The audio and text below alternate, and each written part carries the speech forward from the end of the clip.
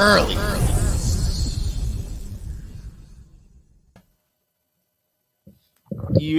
Yo, guess who's Bizak? Damn, man, it feels like it's been a minute, bro. Last time was Cadell, right? We was talking. Yeah, and it was right before. You said what? It don't seem like it was 2 weeks. So was it 3 weeks at this point? Well, it's been 3 Fridays. 3 Fridays. It's been 3 Fridays because it was top of the week that we went to New York for Cohesion. So it was, you know what I'm saying? So we'll get into a little bit of that as well too. Today's episode, if y'all saw the banner before, we're going with we're talking about Web3. You know what I'm saying? October 29th was the last show. Thank you, Danielle. Yeah, so and today's November 19th or something like that. So it's been a minute. We're going to be talking about how to win in Web3. You know what I'm saying? And coming fresh off of NFT NYC. Definitely I feel like I learned so much there. And since coming back from there, bro, like I've learned so much. What you seen is your best where did you pull from? Was it like we gonna get into that? We gonna get into that for sure. Nah, but the reason I do want to, you know what I'm saying, we had a tragedy happen earlier this week with Young Dolph, you know what I'm saying, getting killed. Man, I wish we had the mix this week. Yeah, bro. Oh my God. That's a big fact. You know what I'm saying? That was terrible, bro. Like I was coming back from New York. I was like driving and literally I was in a Twitter Spaces. I was listening to a conversation about, you know, music and the Web3 world and like music and NFTs and all this type of stuff. Right. And one of the guys who was hosting the room, so the conversation actually got really heated, and we'll get into it because it's going to be part of the conversation that we're going to have in a little bit. But when the guy that was hosting somebody that was hosting the room kind of like left and then came back and was like, "Oh, my bad, man. Like I missed what you guys were talking about. I just got off the phone and I just heard that like Young Dolph was killed." The dude was from Memphis. The dude that was talking, he was from Memphis, and he was like, "Yeah, like he's like a legend out here," and like I'm kind of floored by that. And I was like, but like as he's saying this, I'm like, this nigga's not talking about Young Dolph, like, you know, because he said Dolph. He didn't say Young Dolph. He said Dolph got killed. I was like, this nigga's not talking about Young Dolph. Like that's crazy. And like soon as I got back to the crib, I just started, you know what I'm saying, like going through Twitter, and then that's kind of how you find out information these days. Yeah, man. Shout out Dolph for real, man. You know, I definitely tapped in by way of my Brody Lil. You know, it probably hit me, you know, back 2012, freshly out of high school type shit. You know, that high class street. High class. I was just that preach. The volumes, bro. Word. No, that preach. I was telling motherfuckers like that preach joint was like a anthem for me, Chase and Phil in our crib, bro. Like that was like an anthem. And what's crazy is I kind of forgot about it until like I have this kind of thing. Like when I be, you know, when somebody I fuck with passes, I just go back and start fucking with their work, bro. So I'm listening to his mix, and then Preach comes on. I'm like, how did I haven't heard this song in like 2 years, 3 years. I'll be saying like, you know, each song has its own nostalgia bank. Yeah. You know, and every song has a different amount of nostalgia into it. Sometimes 100%. You'll listen to the joints and just be like, damn, this was responsible for a lot of great memories and great times, you know, great memories. So you pull that back. Yeah. And music, as soon as you hear it, it'll take you back to that place, bro. Sure, like it takes you back to that place. Like I remember being in my boy's Ford Fusion listening to that song, like it was nothing. You know what I'm saying? So that shit was crazy. The reason why, you know, why he was even able to like ascend to like the heights that he did, and why people were so proud of it. And then even, you know, shout out my boy Supreme. You know, Supreme Art Dealer. I met him. I met him at NFT NYC, and he was from Memphis. He's from Memphis, right? Go ahead. Memphis native. I'm talking same neighborhood type shit. Yeah. And it's so deep, bro, to the point that it's like this nigga Adolf, you know, that's his real name. Yeah. You know, he used to cut this nigga Supreme hair like back. No way. Yeah, Supreme is about like 33 years age. Adolf is 36. That nigga look young as hell. I know, right? Yeah, facts. Yeah, you do. But yeah, so he was just telling me, he was like, nah, bro, like for real, like the city's fucked up, like because that nigga was a real legend, and now he off some, you know what I'm saying, niggas just stay inside because that shit turned the fuck up. You know, it was young niggas, you know what I'm saying, that blasted on them. So that shit not random, you know, that shit was definitely done with intent. So, you know, hopefully everybody stay up down there. But yeah, the reasons, like, you know, that nigga was buying real estate, that nigga was buying foreclosed homes. Like, he was moving exactly how, like, ideally you would think people would, when they get the bread, move. Like, boom, for his children's birthdays. His children 2 years don't know nothing. He buying them cribs. Like, they literally got properties on properties when they even come of age and realize what the fuck they got. And I'm like, nigga like Dolph, the one thing that you can definitely like salute to, you know what I'm saying, in his passing, is like he definitely took care of several situations because he is the type of nigga that knew it's like, nigga, this shit could happen at any given time. So if that happened, like, is your family good? And that's like what the music stand on, the character stood on. So it's like, you know, when you see that shit really fucking suck, but at least, you know, a nigga like that really moved, knowing that if it all ended today, my peoples would be straight. And that's literally how he moved, you know? And yeah, like, I feel like, you know, they talk about, like, when you live a certain type of life. Yeah, like, when you live a certain type of life, you understand what comes with the life that you're living, and you prepare yourself. Like, only fools don't prepare themselves for, like, what, you know what I'm saying?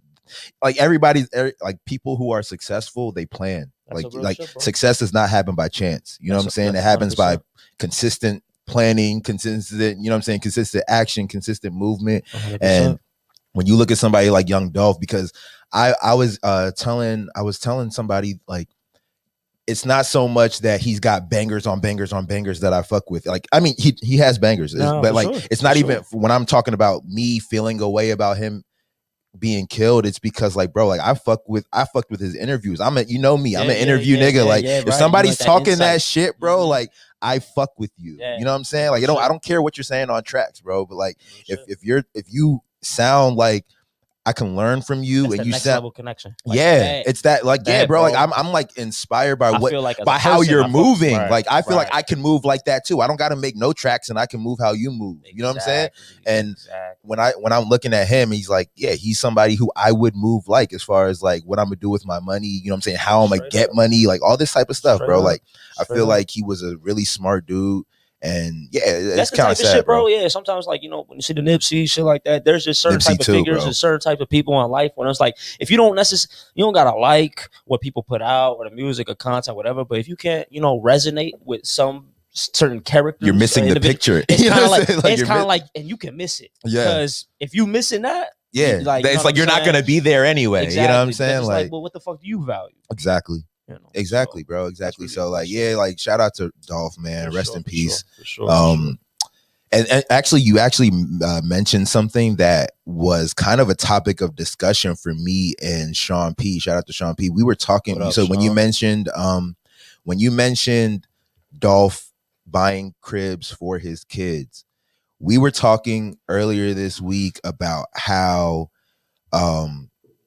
you know, Black people as a community, like, we start off so far behind because, you know, we don't do stuff like that for, like, just like historically. I mean, of course, it's way, way harder with all of the, you know what I'm saying, like, the shit put in place. Yeah, the context of everything, of how, like,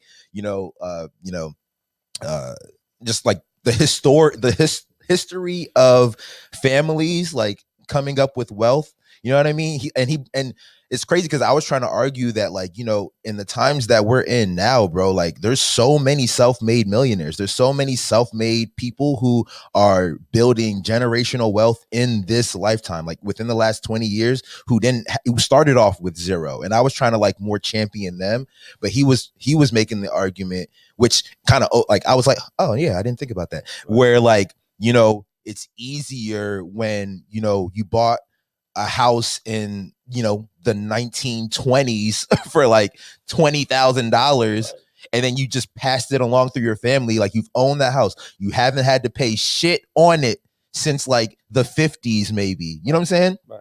And I was like, oh no, yeah, that's a big fact. Like, most people, you know what I'm saying, or like, I'm not gonna say most, but like, there's a lot of people, you know what I'm saying, a lot of white people probably that, you know, I mean, I don't want to say given, but given from the people that came before them, their ancestors, you know what I'm saying? Given things that they just don't have to pay for, that, like, we, like, you know, the biggest thing that you got to pay for in your lifetime is your crib. You know what I'm saying? So if you were gifted a crib, everything else is like, oh, like it's extra. You know what I'm saying? Or you can use it for whatever. It's made harder. It's made, several times harder to actually build that foundation for you to build shit on. Yeah, because it's like if that foundation is so hard to set, sometimes you'll think you can expedite or do these other things, and then when you start building, it's like sometimes it might be shaky though, bro. You building on something that ain't really solid. It's not solid.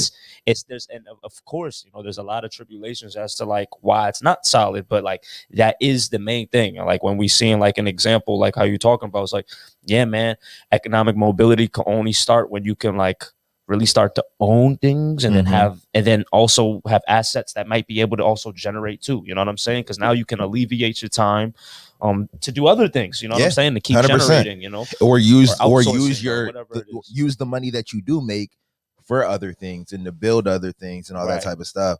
And I was just in the vein of Dolph, I was just like trying to make the argument that like, bro, like we live in a time where first of all, I'm also like a humongous believer in the fact that people who are given shit don't make shit. You know what I'm saying? Like it's on a general consensus. Yeah, like most people, of course. You know what I'm saying? Like when you look at the Bill Gates and the Jeff Bezos, people who came from money and they just like quadrupled it. You know what I'm saying? Like respect to that, because that takes a skill. Like if your folks were rich in the 1920s, you know what I'm saying, and then you were able to make yourself rich in the 2000s, like the jobs aren't even the same. Like, you know what I'm saying? Like the world is different. So like what it took to get money back then is not what it takes to get money now. So like I still respect that if you're able to do that.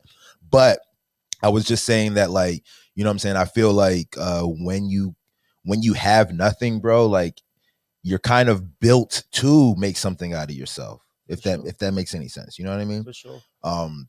But yeah, so yeah, like again, rest in peace to Dolph. I do want to let's get into some of the sports shit. You know what I'm saying? Because a lot is happening in the sports world as well, bro. Man. We could definitely like take it to the most recent. I guess, bro, there's a lot of things happening in the sports world. I took some notes for sure. Cool. So, first of all, I want to talk about this Zach Stacy shit.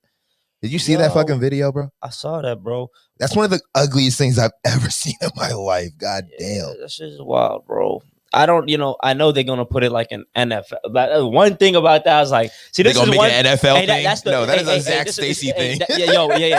That's one thing. I'm like, bro, and I really don't like. I don't give a fuck about the NFL as a brand, but that shit right there, I was like, like. Who give a fuck if you're ex-NFL or not? Yeah. That nigga did that. Bro. NFL's like, yo, why the fuck y'all? Don't associate us with hey, them niggas look at they mention like, dog, we have 10,000 acts. Fuck out of here, like, dog. That's not. They're like, he was doing that while he was on the. Nah, bro. We don't even know. It's like, whoa, what are you talking about me for? Yeah, that was crazy. That's a big fact, because I did see that. I mean, I remember the name. I remember the name Zach Stacy, but like for a short-lived period. But that was wild, bro. Like, homie was throwing Shorty around. Like, that shit was crazy. And like, he did the rock bottom at the end. Bro, I'm like, I didn't see that coming. That was like another video, bro. And I'm like, oh my god, like, bro. I don't even know, because like when the whole Ray Rice thing happened, like niggas was talking about that was ugly. It was. This was like he was like you said, it was like he was doing like wrestling moves on her, bro, like throwing her, like and I mean, shout out to her. She was resilient as fuck. I'm like, bro, like how is she still like conscious? How is she still like up? You know what I'm saying? That shit was really terrible. Like, and then you had a lot of NFL players, you know what I'm saying, come out and pretty much just be like, fuck that nigga. Like a lot of, I remember I saw Devontae Adams tweeted like something, you know what I'm saying, just basically like fuck that nigga, like throw him under the jail type shit. A lot of people was definitely like not fucking with that at all, and voicing how like it's one of the ugliest things they've ever seen. Yeah, that was wild. I did see that AB shit last night too, and then also Antonio Brown got caught with a fake Vax card. Man. I'm like, look, I'm like, dog, just let this dog. Damn, dog. It's always AB that's doing so. It's always AB. Because I'm sure he's not even the only one with a fake back card. Let's be real. AB probably like, dog, y'all niggas. Me? Like, nah, y'all niggas trying to get me out of here, bro. Straight up. Real. Like, straight up. That's how I feel about that. Like, like maybe you should have been smooth with shit like that. But I'm like, nigga, we in the throes of the season. How the fuck this? They said the chef. I was like, bro, the chef. This nigga's chef was the one that said his shit was fake. That is the only way that info came out. His chef. So I'm like, bro, said it to who? Just said it to who the fuck it matters. Facts. Yo, Facts. I'm like, what is this nigga just dropping dimes? Like, I don't understand. Bro, yeah, I'm like, I don't know, bro. AB, you gotta check your folk, man. You gotta watch who you're talking to. First of all, like, how did the chef find out? Like, you definitely got. Crazy. Yeah, but AB's a different dude. Telling the chef just like, yo, talking bro, shit. This shit fake, bro. Like, they haven't asked me yet. But the chef like, oh, word. Like, oh my god. You know what I'm saying? AB, like, maybe you don't fuck with that man check. Maybe, yeah, you know what I'm saying? Nah, that's he crazy. Fuck with his check. That's what he did. That shit crazy. Yeah, it's so funny. That reminds me, bro. That's so funny. Shout out to Larry David because last season's Curb. You remember? Do you remember that joint? I know this season been getting so funny. John. Yeah. But bro, there's an episode from last season's Curb where he's trying to get Lin-Manuel Miranda to be a part of a play he's putting together. You know who Lin-Manuel is? The dude that did Hamilton. He's like super famous he made Hamilton and he made In the Heights. Right. But that's neither here nor there. In the shit, this nigga like says something about how he fell asleep during Hamilton at a dinner that he had hired a chef to do, and the chef ends up using that information to like blackmail him, bro. Like it's stupid because it's like literally what's happening with AB. Man, people be knowing it's who like you are, and you can't be in your house just saying shit, especially if you're a celebrity, because people are gonna use that information like. Go to TMZ and shit. You know what I mean? Like that's what happens. Wild. AB should know better. AB should know better. Speaking of the no. You're not gonna escape this. Speaking of Tampa Bay. This guy. Nigga tried to escape this. Speaking of Tampa Bay, they took an L to the Washington football team. My beloved Washington football team. Yeah, it was timely, you know. It's always gonna happen. There's always gonna be one. There's always gonna be one or two games throughout the season that you drop. Hiccups. I think that's our second in a row. Yeah, looking, you need something like that to get you right in the play going down the playoff stretch. You know what I'm saying? You don't want that shit happening in week 16, week 17, going into the playoffs. Yeah, because it's really a matter of niggas not going to hunt it. For the most part, you know what I'm saying. And then sometimes you saw it. I feel like you saw it happen with Buffalo and Jacksonville beat Buffalo, bro. Yeah, 1,000. They were 1,000-point underdogs. Like it was crazy. Yeah, like bro. The money lines. I know that the money line was negative 1,000 for Buffalo to win. But it was like plus 700 for I always have Jacksonville. to put it in context too. It's like time and time again. What we see is like. Man, until you start like showing like real weight when it comes to playoff season, then y'all could come out the gates doing whatever. Everybody, I could look at the lineup on paper, everything looking great. I'm like, everybody liable to be losing some shit where it's like, bro, why the fuck you losing that game? You shouldn't be at the wrong time, because sometimes it's like, oh, but now like the Chiefs, now they warming up, and then it gets to a point where it's like, yeah, we're gonna make the playoffs, but we're trying to get home, like we trying. Yeah, you're trying to get all these little things, right? You know what I'm saying? So, but I will say, like, this season compared to more recent ones, this shit's very even. This has been throughout this shit. you've in seen AFC a lot of more so like that shit's crazy. Yeah, everybody got the same fucking record. Tennessee, like out here looking like they are. You know what I'm saying? Gonna fall off. The Patriots smacked that. I mean, I think Atlanta might be one of the worst teams. Atlanta is just they got over the last like 3 years. Everything up. Yeah. Everything. They got to get rid of Matt Ryan. They got to get rid of Matt Ryan. Calvin Ridley don't even want to get on the field. Like, it's looking weird, bro. I mean, I know he's got mental health things going on. I'm not trying to make light of that. I'm just saying. Yeah, I'm just saying, like, it's not looking good in Atlanta. And Quinn, you know what I'm saying? He's saving face now. He's on the defensive coordinator for the Cowboys. You know what I'm saying? So that shit ain't not all bad. He had to get out of Atlanta. That was motherfucker just gotta. You can't coach. It just that's a big fact. You gotta work your way back up again. Yeah, and then another thing is so Odell. So like as we're talking about teams heating up. Slowing down.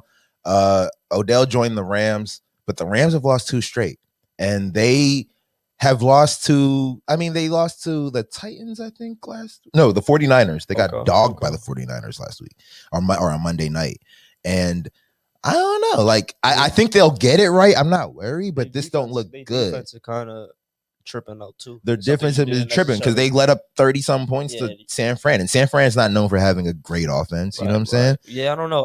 I feel like I feel like too much was made of the Rams. Personally, I feel like on the roster it was good, but I don't know. This is Stafford's first year, right? Yeah, this is first year with them, and he came out firing, firing. But again, like I'd be like, dog, when niggas haven't done it before, and you've been in this league, I'm like, that's a big fact. It's not about a. You've never gone deep into the playoffs. Like that Brady, and not even like to even like because you're on the Buccaneers and shit, but it's just like, yo, that shit really different. This nigga 43 changed the team, boom, win the bowl, and that's it. But you're not also surprised. You can't compare Brady to anyone else. He's literally the GOAT.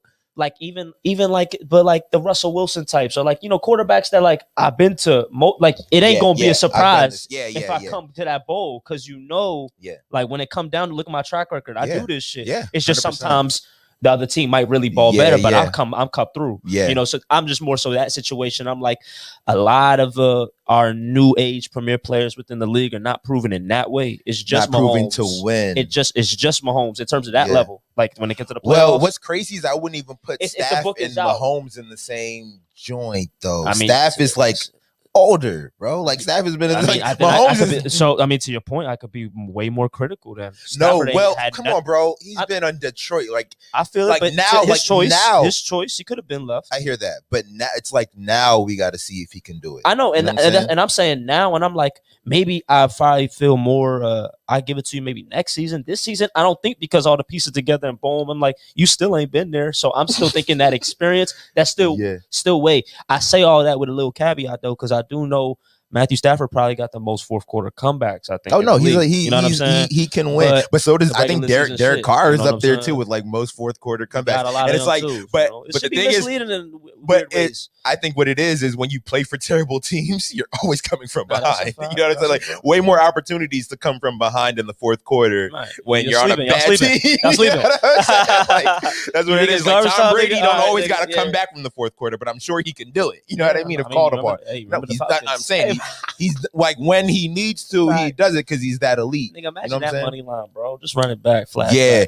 Now that they be doing the live betting. And that's something you would definitely take, bro. That's something you would definitely take just to see, just to see what was good. Right. But I definitely think I'm not necessarily worried about the Rams, but it don't look good when you lose 2 straight in bad fashion. And I think they put up like 6-6 in those games, like not putting up points. So it wasn't looking good. But that's that. I feel like what's going on in basketball? NBA talk shit. I don't know what's up with my Lakers. I'm gonna tell you that right now, man. I'm not liking what's going on either. Let me not even say I don't know what's up. I know what's up. Mm-hmm. I'm not liking this roster at all. No. It's looking very bad. There's no shooters. Russell, I don't know what you're doing out there. AD, I'm so open to trading AD and Westbrook, to be honest. Like AD and getting what in return? Oh, fair compensation for AD. Believe that. But the thing is, I don't know. Them knick-knack injuries and things like that again showed up. It's like you're not going to get. I don't think anybody's going to want. The other night, man, that wasn't no like. What other night? Which the one? Bucks. When the Bucks. The Bucks. When we played the Bucks. Like I don't view that as because Giannis had 47 and like 8 and like 15 boards or some shit. This nigga with AD on the court, 18 and 9. You know what I'm saying? Their whole game. And I'm not viewing that off some. I'm like, yo, bro, I don't even think it's debatable. Giannis is better than you, right? Because last season wasn't like that. AD, arguably top 5 when he healthy. Then I'm like, bro, I don't even notice when he held. Like, this is a minute, bro. Throughout his career, he's liable to 20 games. He's gonna be out, and he a big dude. People keep saying AD, like, still, like, you know what I'm saying, top 10, top 5 player. I haven't seen it in a couple years. I'm gonna just say like best ability, really availability, and when you on and off, and then like you always warming up, you can never get in the groove. So it's really like, yeah, bro, it starts to like fade like what a nigga capable of because he can never get in this groove. Like versus like what he's shown you over the last. Exactly, it's not, and that's why a matter of like a trade. It's like you will get the value, will get value, but it's a matter of like when you see a nigga like Giannis, it's like, bro.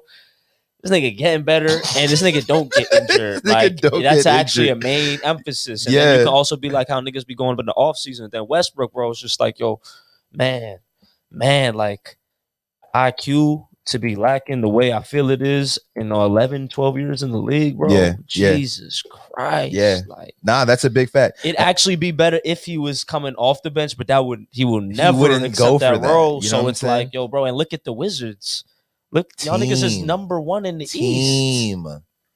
The Wizards are looking, and it's like, look, it is team ball, and I'm like, yo, it's so crazy because niggas like Kuzma. And I'm about to say, like, those are the type Kuzma of players getting like 10 boards a game. When they're around a lot of premier players, I feel like they find it harder to find their role. But when they're really dependent on within the system, they can let loose. I show you what I can do. This is what's required of me. Yeah. So it's really like meshing, and it's very clear cut. You know who the best player is. You know who's gonna get the ball.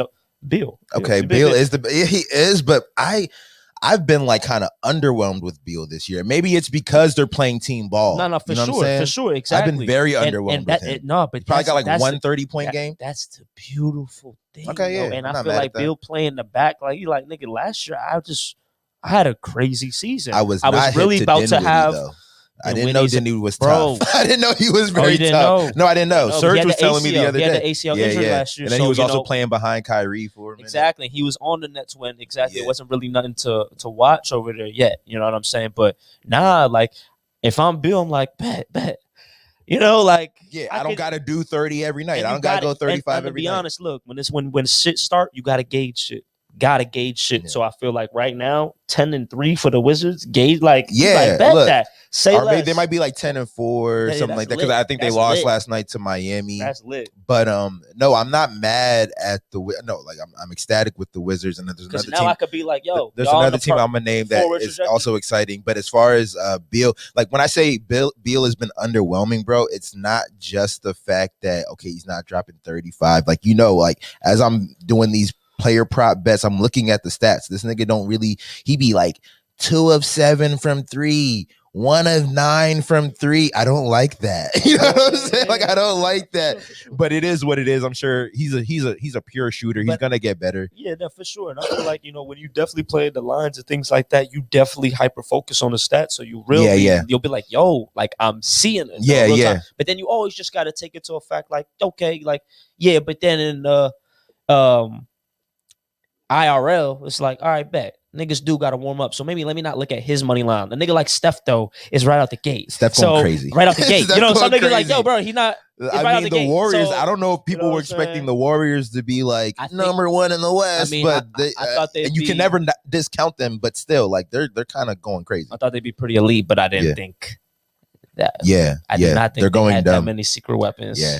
And then another team like that. Kaminga, Poole. Yeah. Poole. And then Wiggins has been going. Bro, that's the 3 niggas we're not. Turn it on. That's 3 niggas nobody was even going to talk about. I just named. Big facts. And they have them on the Warriors. Niggas hadn't even mentioned Draymond. I like, you know what I'm saying? Wiseman, Wiseman is. Yeah, I think he's hurt, right? He hadn't even played yet. But it's like, bro. No, yeah, that's what I'm saying. Crazy. He hasn't. They still got him coming. So you got Clay coming back. And then, it could get scary. Is he supposed to come back this year? Clay's supposed to come back this year. No, he's good. They saying he's good. Oh, he's just taking his time, bro. No worries. Look at us. We're doing fine. Nah, that's a big fact. But another team that I want to touch on that's been very impressive to start is Chicago. What you think about the Bulls? I think they're sitting at number 2 or number 3 in the East right now. I think they Zach LaVine, Lonzo Ball, and DeMar DeRozan are good. And when Vucevic come back from injury, that's like a nice 4, dog. Yeah. Dark horse team. Yeah. Dark horse. I'm not saying by no means no favorite or nothing like that, but DeRozan has gotten better with the 3. Yeah. These are developments. This is like, what I'm saying? LaVine too, or was LaVine always nice with the 3? LaVine is because I feel like he's becoming all around. LaVine is getting center stage attention. Yeah. LaVine been doing this now for like 2 years. Okay. LaVine has LaVine's a baller, in every sense, and clutch too. But now he's like, yo, we're actually it's actually we're winning. Now. We're good. We're good. Yeah. Now.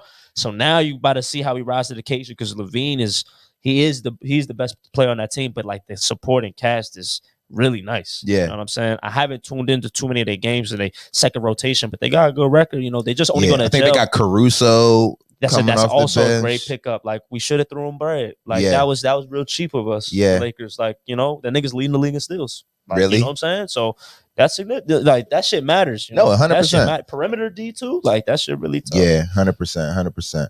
All right, let's go ahead and take a little commercial break. We're gonna be right back, and we gonna talk about you know what I'm saying, everything that's going on with the Web3 blockchain. Things are moving fast. We talked about Meta a couple weeks ago, I think the last time we were on, and things have like speed, like they've gone so much faster since then. So yeah, I'm excited to get into that talk. Make sure my vocals right. Make sure the beat right.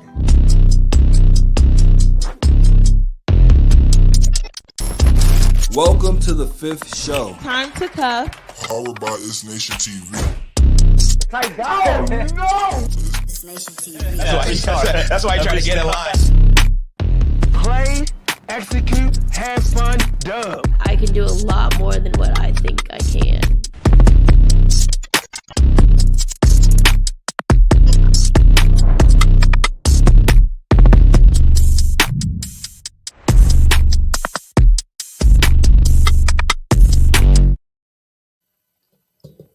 Dating is a never-ending topic, and everyone does it, whether you're single, married, you dated to get there. And we are allowing everybody the opportunity to say whatever they have to say. That mic real hot right now. Let's talk about it. Let's talk about it. Which one of your homies is off limits at All that of them. My parents did not come to this country from Nigeria to suffer. So, when you are coming to me, come correct. Bring emotional intelligence. Bring sense. Bring money. Okay. Every man know in here, once you give her that, it's over. That conversation is dead. You getting the keys to the crib, keys to the car, and she buying your shit. All right, yeah, we back. All right, so first of all, I guess we can kick it off. You were asking me what I had, what was some of my biggest takeaways from NFT NYC, yeah, bro. What you take away? Yeah, man. First of all, I guess a humongous takeaway was I didn't I knew this was happening, but I didn't realize the extent and the impact of like the communities that were being built on Clubhouse, Twitter, just through like voice. You know what I'm saying? Like, I think you were there when somebody like ran up on me because they thought they recognized my voice. They was like, "Yo, are you this?" I'm like, "Nah, I'm not that person." But like, he was like, "Oh, nah," because I've been trying to meet this person, and I think he thought I was Stones the Organic, and I had just met Stones like I can see maybe that, an hour before that. Also funny shit. What we sounded like? Nah, but even like also brief, just a a brief glance. Yeah, you look like you could be it. But no, but I mean, I was flattered because I had just met, I had like happened to just meet him right before that, and I'm like, oh no, this is a cool dude, and we had exchanged. He had talked about coming on the show and all of that. I think you introduced me to him. Okay. So I wasn't offended at all. I was more interested in the fact that like, damn, like motherfuckers are really like friends, bro. Like they all linked, and then even people just pulling up to come and see you, you know what I'm saying? Yeah, like when I'm telling people like who I am in relation to you, they're like, oh, like, you know what I'm saying? You're very much like revered in that space early, you know what I'm saying? So, and that's something that I kind of, I peeped, even the people that I was meeting, like a lot of prominent people were in there, bro. Like a lot of prominent people were in there, and they were all like happy to be there, excited to be there, excited to be in the city, excited that convention or that collection of people were all there in New York at that time. A lot of people were super excited to be there. So that was one of the first things that I noticed, like, people aren't, I mean, again, we talk about all the time how, you know, quote unquote, the rest of the world isn't hip to this NFT space yet. Right. And I guess I didn't even realize like how ingrained I was in it. You know what I'm saying? Like I was like, just from knowing and talking and being curious. And I'm always telling you, like, I'm not even in it, man. Like, you know what I'm saying? I'm always telling you, like, I feel like I'm behind. Right. You know what I mean?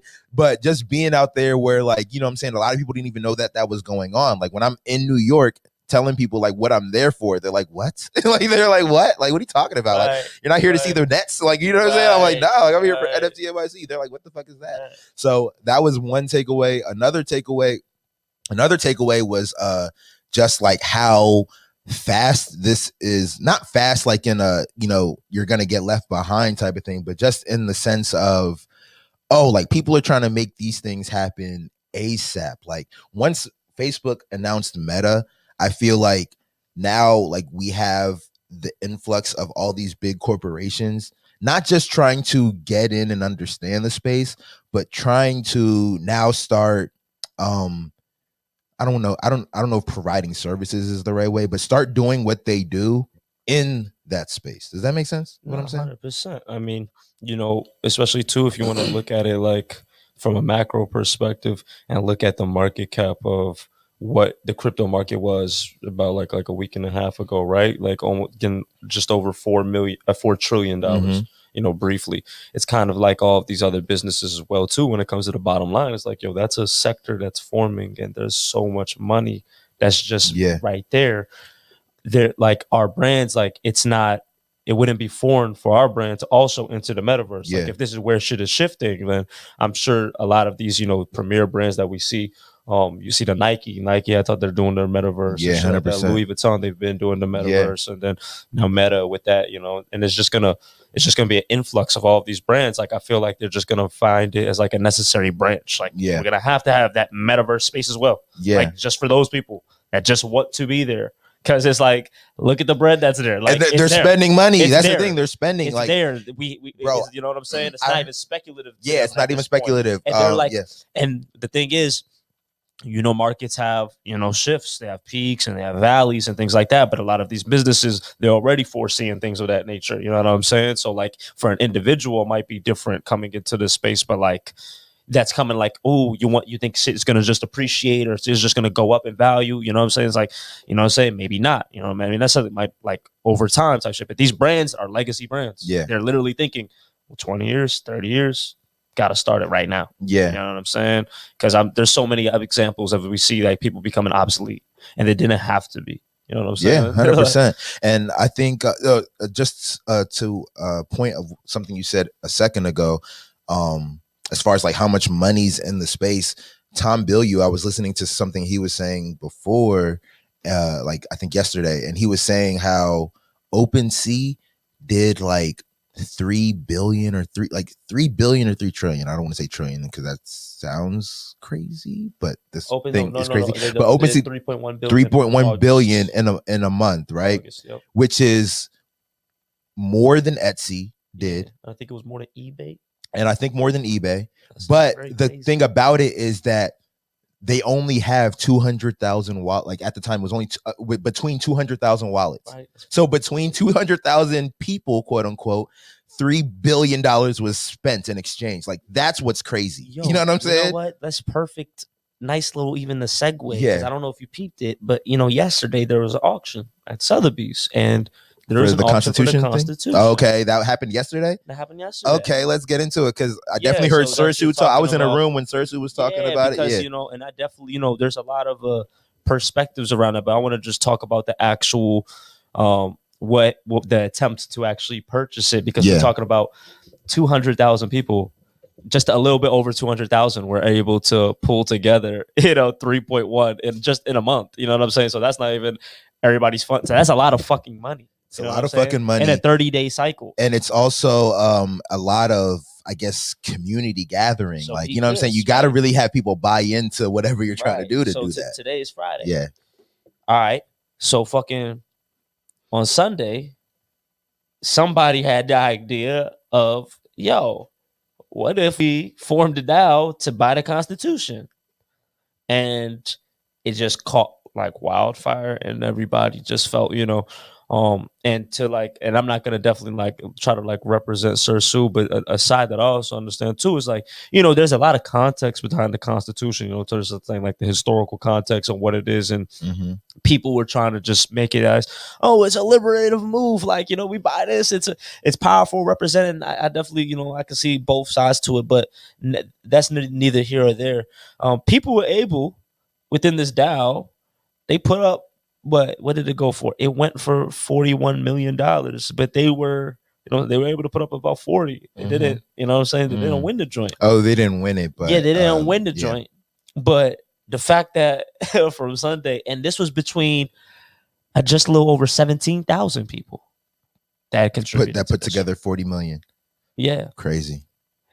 So, and just the larger scheme of it all is just and it's mainly crypto enthusiasts, right? It's these DAOs. So it's a lot of people probably that got crypto money. Exactly. They get a token that represents their actual, commensurate with whatever it is that they put into it. And that's really what we're starting to see, like the rise of in terms of like, LLC is what it was like in 2.0, but a Web 3.0, it's like transition into like a DAO. Like a DAO structure is different from an LLC, but it has, I guess, a similarity in terms of like the liability. It's community. It's not.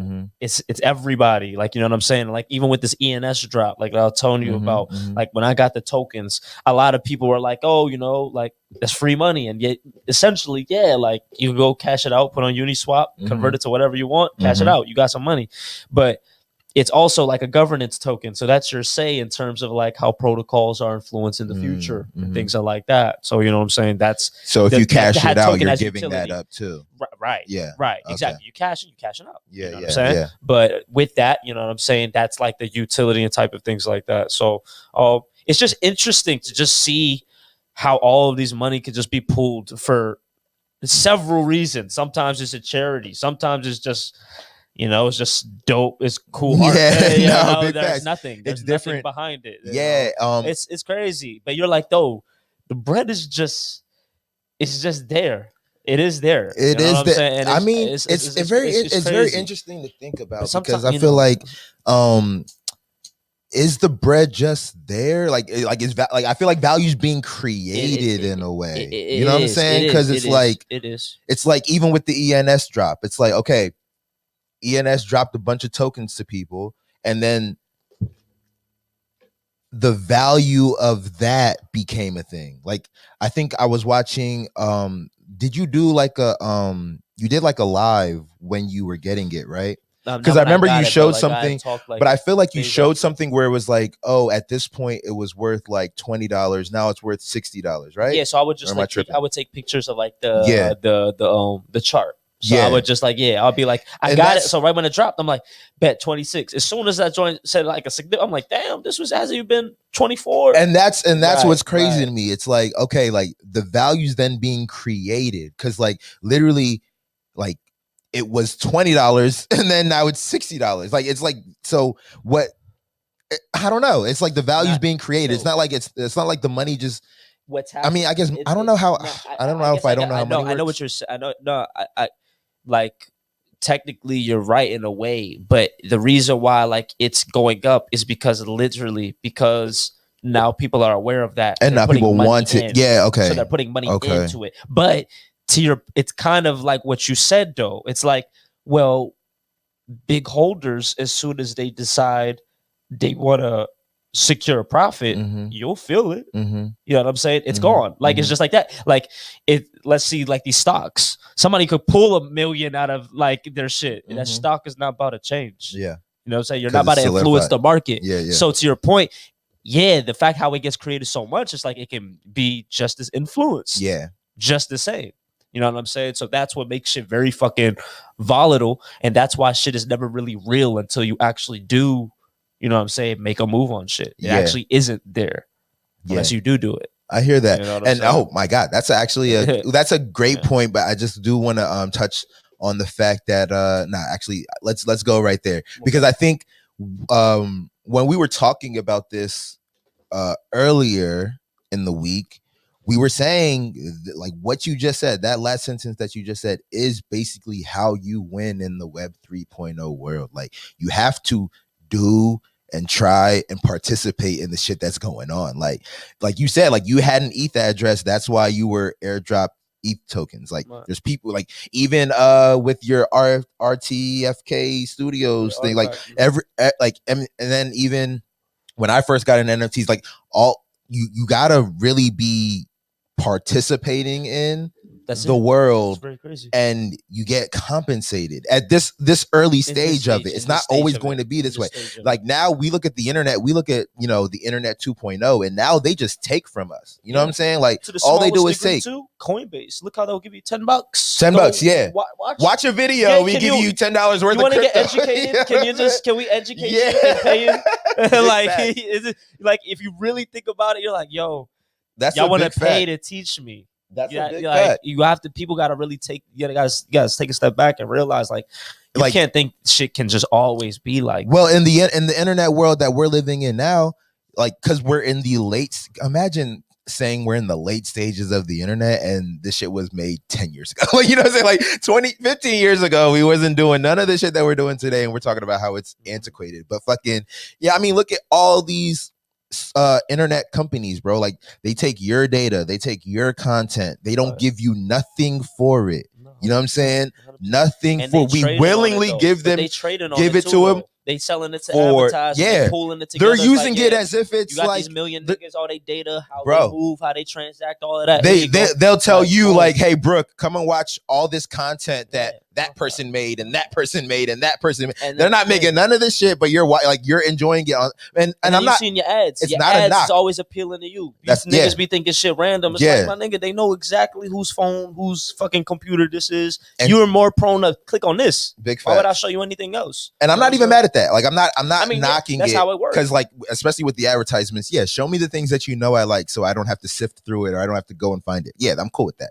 I'm just saying like that's how it works now. You know what I'm saying? Like it really works in a way where where like we try to find the incentives in ourselves to put it on these platforms. Like people, like don't get me wrong, I'm using all these joints too. But when I look at it, it's like, okay, like yeah, I'm putting my shit on Instagram in the hopes that it gets seen by the right person, and then like or in the hopes that it can lead to my next thing. You know what I'm saying? So it's like it's definitely a two-way, or it's, I don't even want to call it a two-way street because it's not all the way two ways. You know what I'm saying?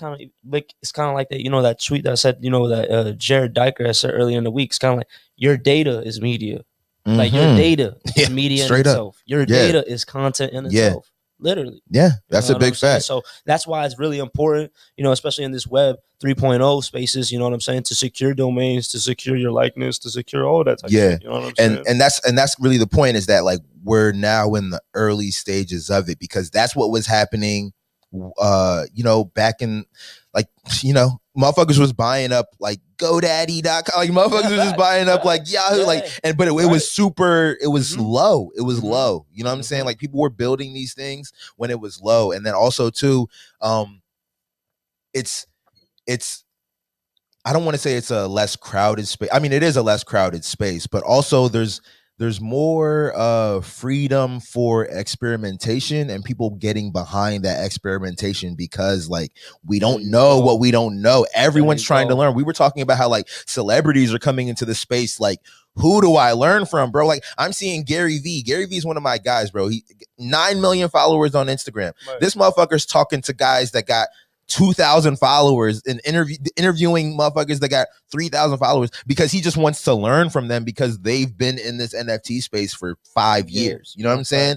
And like you have, and bro, Quentin Tarantino during NFT NYC. Yeah, Quentin Tarantino was doing a panel with Lady Phoenix and a couple other crypto like wizards. You know what I'm saying? A couple other like NFT artists who, I mean, I'm not knocking anybody's resume, but you know, Quentin Tarantino is like, you know, you know, he's like a Hall of Famer in his world. You know what I mean? Right. So it's like to share a stage, and while he was the focal point of the panel, you can see that he was really just there because he is who he is, but he wasn't trying to like tell everybody what's going on. He was kind of taking a back seat in the way that he can. He's a talkative guy, but he was kind of taking a back seat. Like, I don't know a lot about this space. You know what I'm saying? Like Tom Bilyeu is also into NFTs and he's also into film, and you can hear the way he was explaining film and NFTs to Quentin Tarantino, like Quentin Tarantino was having his mind like blown. You know what I mean? I mean, just to emphasize what you said earlier, it's what I really like about the experimentation in this space. And like, there's like these different protocols like manifold.xyz like it's literally a platform where you can literally start like crowdfunding for whatever it is. Like if you got some type of idea or a project or something that you want to deliver, you know what I'm saying? Some people may very well resonate with that same thing that you want to deliver and be like, no, you are the person to deliver it. We want to see you do it. You know what I'm saying? Like you're the person for it. You know what I'm saying? Because they might see a track record, they might see a portfolio, they might see how you've, you know what I'm saying, went about your art or whatever it is that you're trying to implement. You know what I'm saying? And once you, and kind of what you had said earlier, bro, I had to even take a step back too and realize, like, when I think about like Cohesion and all of the show and all of that, I'm like, damn, bro, people real life congregated off of linking through audio spaces, but like people have definitely been able to make significant impact off their lives off of that same shit. You know what I'm saying? And now this shit's just growing. You know, it's very wild. Same thing when I went to LA, you know what I'm saying? And I like at the Gabe Weiss joint, you know, same shit. I'm like, man, people's really building, and people are at all different several stages of their life and already coming from 100%. Different backgrounds. I met a shorty. It's so crazy. I met a shorty that drove all the way down from Florida. Wow. Like older shorty. You remember that older shorty that was in there with her dog? Yeah. She was telling me she had drove down from Florida. She has a business. She said she spent the last like year or maybe more than that. I can't remember the exact timeline, but she said she spent the last however long kind of like offloading her business to like different managers so that she can focus entirely on NFTs. And then she was like, when she heard about like NFT NYC, she just decided to drive down. Like she was not going to miss it. She was like telling me how like I'm not going to miss this. Like I put my business on hold. I put everything else on hold. Like I had to be here for this. You know what I'm saying? Yeah, I've been thinking. I've been seriously thinking about it. What about you? I'm just trying to see if there's some play. Like, you know what I'm saying, trying to get into. I'm pretty much like I'm not committed yet, but I'm seriously considering it. You know what I'm saying? But like even going back to the Quentin Tarantino thing, like, so like as we see I thought it was interesting because he was on that panel talking about how he was, releasing some NFTs that for Pulp Fiction, and then it actually came out in the Hollywood Reporter the other day that Miramax is suing him or going to sue him for if he does go through with that. I think actually it's already in play, so like I think they are suing him.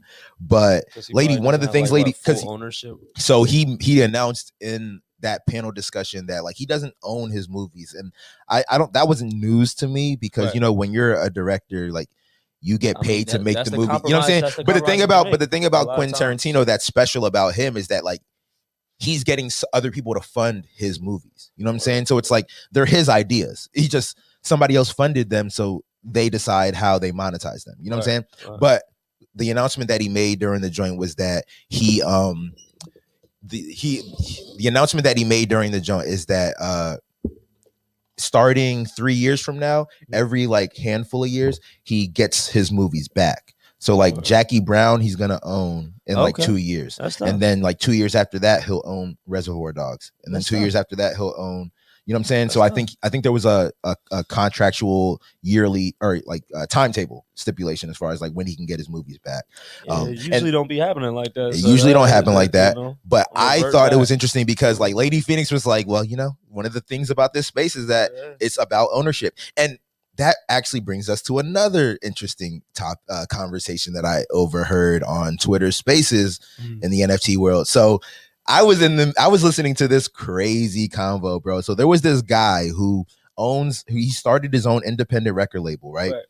And he has a bunch of like artists that he, helps market their careers. He helps like get their music out there. And he does a 50-50 split with like whatever like record sales they make or whatever they do streaming and stuff like that, right?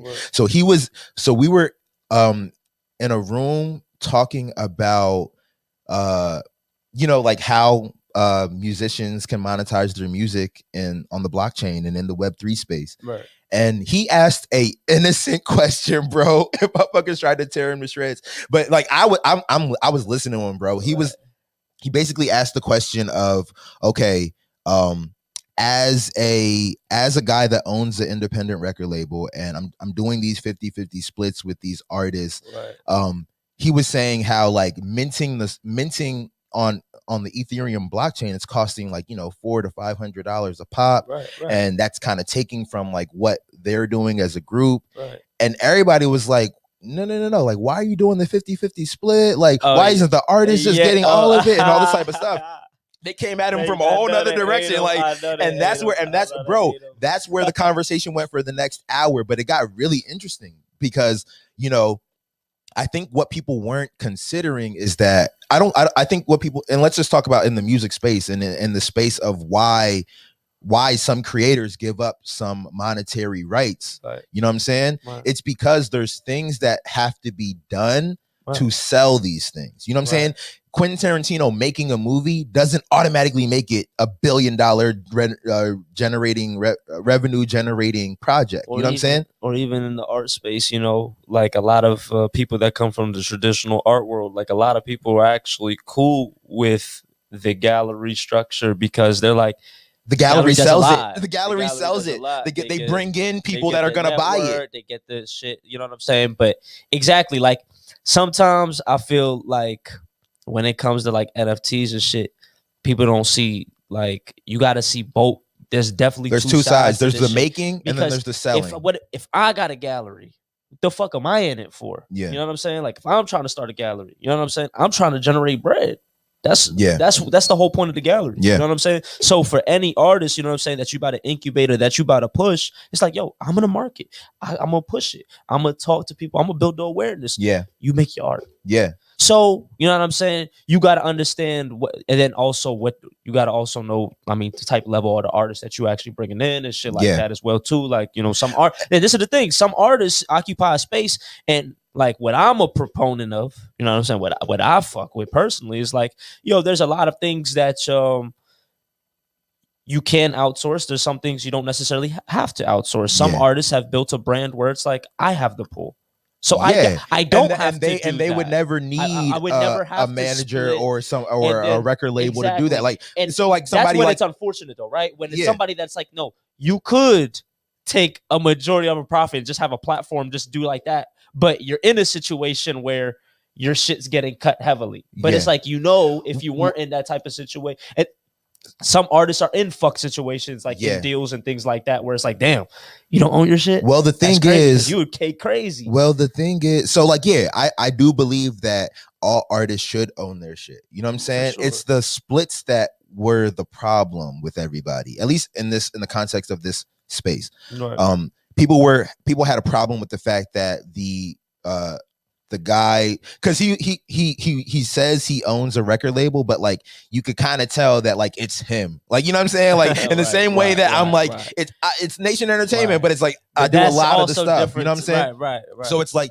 he was trying to just say that like from a business perspective, like yes, the label splits 50-50 profits with the artist, and everybody heard that and was like, no, like boo, you know what I'm saying, basically. And but they let him live, like they were like trying to, like we were trying to have a discourse, you know what I'm saying? So he was saying how, like, you know, a lot goes into selling these artists, you know what I'm saying? Like every artist that's talented isn't necessarily marketable or isn't necessarily like, you know, known to like strangers, you know what I'm saying? It takes a certain level of skill and a certain level of effort and a certain level of upfront capital to get in front of strangers, you know what I'm saying? And to get in front of strangers enough for them to like listen to you, consider you, now go out and buy your shit, now go out and stream your shit, now go out and buy your tickets when you're coming into town, like that. All of that takes a certain level of work that is completely independent of having talent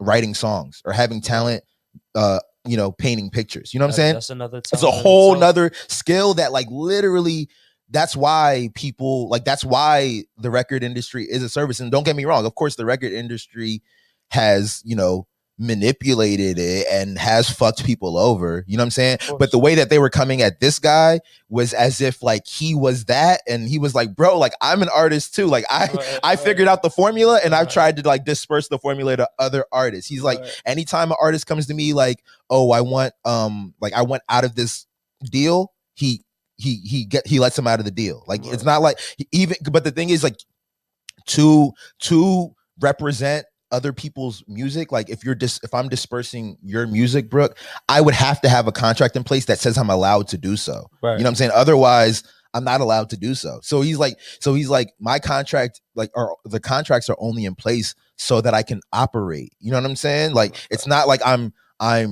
somebody says, oh, I want out of this. And it's like, no, you're contractually obligated to stay here for 2 more years. You know what I'm saying? He doesn't do shit like that. And I think that's why people were like I'm not gonna say that's why people were letting them, because like people were still like ripping him to shreds, but he was holding his own in the sense of like explaining like, bro, like I'm just trying to figure out how this works in the Web3 world. And people were saying, well, no, like in this Web3 world, we don't want it to work that way. I am still kind of like, I think what's being missed is that whether you want it to work that way or not, it doesn't change the drive that people have to go out and get new audiences. It doesn't change the ability that, like, just because I know that it's true that I can drop an NFT, you know what I'm saying, myself, and not split that with nobody, it doesn't mean that I also know how to sell that NFT. But I've had NFTs on OpenSea that have not been looked at. So you know what I'm saying? Yeah, and that's why it's a matter of, it's like, you just have to know as an artist, you know what I'm saying? If you're trying to enter this space, it's like one way or another, you know what I'm saying? It's still not too much has changed in terms of like how you get exposure to what it is that you do. That don't think it's different. You still need to go out and get exposure. And this is the thing, like you can, matter of fact, you can set the rule, like you can literally like, no, take all of the, commission and all of that for your artwork, but maybe you might have to actually pay for the marketing. Maybe you might do some shit like that. You know what I'm saying? Or you got to hold these Twitter spaces. You got to hold these Clubhouse Or maybe rooms. You're somebody and that's the thing though. Even though that's a route that I mentioned, me personally, I wouldn't go that route, because at least people don't want to go in there and just listen to you. And this is the thing. Like if your shit promote your product, if you pay marketing for your project, you know what I'm saying? That's just gonna, like, for people that are native to the space, they don't give a fuck. People that are actually coming into it, you know what I'm saying? That's a different story. Mm-hmm. So that's another thing too. When it comes to like the education of the space, you got people that are not native to Web 3.0 and don't necessarily like have never used a MetaMask to log into a site, and then you have people that is like, in these spaces, you know what I'm saying, in the dialogue, and exactly how you said, like, you know what I'm saying, there's definitely a thought, you know what I'm saying, throughout the whole space, where it's a matter of, it's like, you can, like, you know what I'm saying, you can generate for self, but at the same time too, it's like, you actually have to put an even stronger emphasis, more than ever, in terms of how you're going to go about marketing your brand. Mm-hmm. even more so, you know what I'm saying, because you're in the digital space. Like you talk about saturation, you talk about breaking through, like, man, it's a lot of shit, you know what I'm saying? So it's definitely about, you know what I'm saying, and I think people just need to be hip to the fact that that is what it is. Like, that is what it takes. You know what I'm saying? Like, fact, you're not Brain, just gonna wake up. Shout out Brain. You know what I'm saying? He was What'd he say? He was definitely in the exhibition. You know what I'm saying? We school people all day, and I don't even like schooling anymore. Shit, facts, people pay bro. me teach them anything. Yeah, there you go. Consultations, baby. Facts. I feel that. But I think, and that's the thing. Like, because that's what was being said in the Twitter space. Somebody was like, well, like, why, if like holding all this knowledge doesn't make you special, like why don't you just teach your artists how to do this for themselves? Like, I teach people how to do this for themselves, and I don't take any fees, and I don't take any percentages and stuff like that. Bro, YouTube teaches people how to do every single thing on the planet. They still don't do it. Like, you know what I'm saying? Like, you still don't do it. Knowing how to do it for sure, and executing on it are two different things. And to that point, and that's why it's like if I'm gonna take my time to do it, sorry, just to finish the point, like, if I'm gonna take my time to do it, you know what I'm saying? Like, I should be compensated. That's not crazy. And if you don't want to compensate me, then like, you can go and do it. Exactly. You know what I'm saying? Sure. But like, if I have a proven track record of getting it done for not just myself, but for others, I don't think that's an issue, man. if you could provide, this is the thing, it's like you'll provide resources, and it's like, look, these are the resources that are available to you, or make you aware to them. You know, it's like, you know, this is what you can do. You know what I'm saying? But if you actually want somebody to help you traverse this space and actually literally hands on be helping you, of course you have to get a cut, because then you have to start coming to actually value people's time and the time it actually took them to develop that skill set to actually lend that to you. You know what I'm saying? To take away from whatever it is that they may already be doing. You know what I'm saying? Big facts. You know, I always love, though, I stand by it. I always empower people and make them aware of the tools. You know what I'm saying? Yeah. Sometimes, you know what I'm saying, it's not just as easy as found for some individuals. You know what I'm saying? Some people just get up on it. Some people, it's like I'll tell you straight up, like Twitter Spaces, bro, that shit don't pop up for everybody. That shit's fucked. That's crazy. Like, I'll be like, damn. And then once you get it, it's like, oh, then now you see it. But it's like, you don't just get it. Like, I'll hit people, I'm like, yo, you see the Gary Vee? They're like, no, what do you I'll be like, damn, that's like a 7,000 room. It just don't pop up. Yeah, like, are you not following bro, no one? That's sending like, that to me was a godsend, so, because you know, I needed to be in that conversation and I did not see it. We gotta be, so I'm like, to that point, it's like, yeah, what about that? So it's like, yeah, so, and then like I'll get on the live and shit like that. You know, I always be like, I don't mind, you know what I'm saying? You know, sharing what I know to my point, as long as, like, you know, I can spend some time to do that shit, I'll do that. You know what I'm saying? Yeah. And then people want to value time to, you know, do that hands on, then you do that, you know? Yeah. I'm not mad at the idea. So like, I'm very much a big proponent of the idea that, no, like the Web3 world gives, you know, any person the opportunity to eliminate any middlemen that they don't want to deal with. It gives them that opportunity. And then also, like, I mean, but also I want to say the internet's been giving you that opportunity, but like the middlemen are the Spotifys, are the Instagrams, are the YouTubes that just they're not charging they're not charging their audiences, but they're not giving you what they're getting from the advertisers. You know what I'm saying? Because like at the end of the day, they are going out and like YouTube is going out and getting people to pay them to advertise on the platform that they built that has, you know, 1 billion people on it. You know what I'm saying? And it's not charging you to put content on there, but it's not giving you what and that's the you're getting. You know what I'm saying? And that's just the exchange. It's allowing you to be in front of 1 billion people. You know what I'm saying? On a platform, you don't have to go and code your own website to, like, you know what I'm saying, get in front of 1 billion people. It's allowing you that platform. I feel like that's why I feel like we're seeing this in a different way, because we're early in the Web3 space. I feel like down the line, it could very much get that way where, like, you know, like 10 years from now, it's very much a mirror of YouTube in the sense of, we've got all the people here, now let's figure out how to monetize it. That's why people got to really be, I guess, proactive in the type of projects and shit, because it's like, yo, it's so early that it's malleable. Yeah, so and you can set it, and that's what I'm saying. So like now you got to to set it up in a way where, like, how much of a middleman do you want? Do you value or do you know how to do everything yourself? Because you can set it up that way. You know what I'm saying? Like, you can set it up on Ethereum. You can set it up on, what are some of the other like good blockchains to that like people are using a lot right now? Solana. Yeah, Solana. Polygon, would you say? No, Polygon's just a bridge on the ETH network. Okay. So it's just like it's like it assists. You know what I'm saying? But I wouldn't. It's not a. It's definitely. You're not building on Polygon. You're building on Ethereum. It's just a bridge for. But that's my point. Like Tezos. Joint, right? But like the point is, if you understand how to build on these things, you can make it so that like there's literally no middleman. If somebody wants to support you, all of that is going to you.